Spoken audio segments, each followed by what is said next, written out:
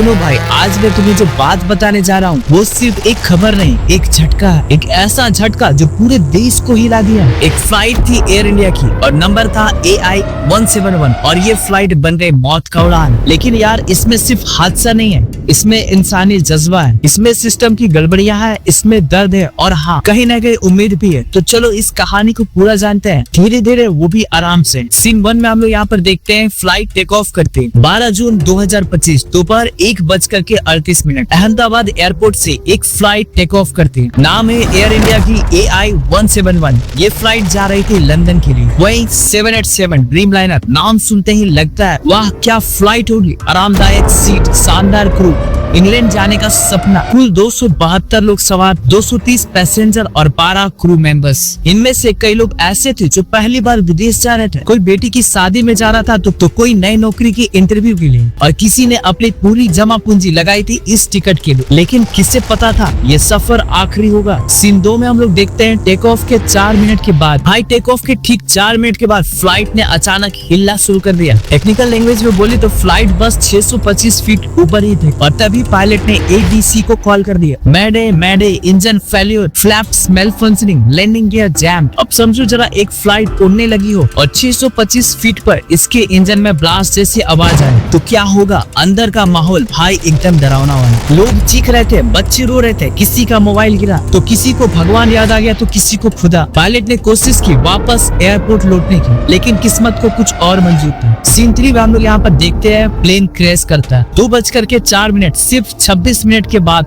Flight crash कर जाती है। लेकिन कहाँ, रनवे से सिर्फ 2 किलोमीटर दूर डीजे मेडिकल कॉलेज के गर्ल्स हॉस्टल पर। अब सोचो यार, मेडिकल की लड़कियां जो कल डॉक्टर बनने का सपना देख रही थी, उनकी रूह पर सीधा प्लेन गिरता। धमाका इतना जोरदार था कि पूरा हॉस्टल कांप गया। कम से कम 5 स्टूडेंट की मौके पर मौत हो गई और दर्जनों घायल। कॉलेज के गेट के पास जलती ही फ्लाइट की बॉडी, भागते हुए लोग, एम्बुलेंस की आवाजें, पूरा नजारा किसी फिल्म से कम नहीं था। लेकिन ये हकीकत थी। सीन 4 में हम लोग देखते हैं एक आदमी बचा और अब भाई सबसे बड़ा चमत्कार, पूरी फ्लाइट में सिर्फ एक आदमी जिंदा बचा। नाम है विश्वास कुमार रमेश, ब्रिटिश इंडियन नागरिक, सीट नंबर 11A पर बैठे थे। उनके शरीर का 65% हिस्सा जल गया और वो ICU में भर्ती है, लेकिन स्टेबल है। अब बोलो ये चमत्कार नहीं तो क्या है। उनकी खुद की जवानी, मैं समझ गया अब गया, लेकिन फिर जैसे किसी ने पीछे से धक्का दे दी और मैं बाहर कूद गए। ये लाइन ही काफी है समझने के लिए कि किस्मत क्या चीज होती। सीन 5 में हम यहाँ पर देखेंगे ब्लैक बॉक्स क्या कहता है। रेस्क्यू टीम को थोड़ी मशक्कत करनी पड़ी, लेकिन मशक्कत के बाद फाइनली ब्लैक बॉक्स मिल गया। अब यहाँ से असली स्टोरी शुरू होती है। ब्लैक बॉक्स की रिपोर्ट करती है टेक्निकल फॉल्ट था, इंजन में कंप्रेसर इंस्टॉल हुआ, यानी इंजन ने हवा खींचना बंद कर दिया। फ्लैप्स नहीं खुले जो टेक ऑफ के समय बैलेंस बनाए रखते हैं। लैंडिंग गियर लॉक नहीं हुआ, यानी फ्लाइट वापस लैंड नहीं कर सकती थी। अब पायलट ने कोशिश की, वो हीरो था,